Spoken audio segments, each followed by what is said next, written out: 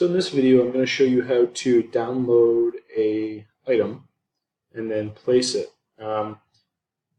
Once you go to a site like Revit City, you log in up here in this area, and then you can search and download any item.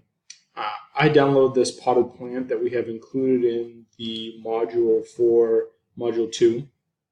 Once you download that, you want to go to Component and then Load Family. You can also just open up that family as well. So I'm just going to open up Large Potted Plant here. I'm now in the first floor plan.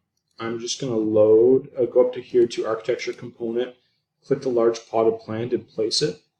You can notice that it won't let you place out here. The reason why is you need to place it on a floor. So just make sure you have a floor placed in your building.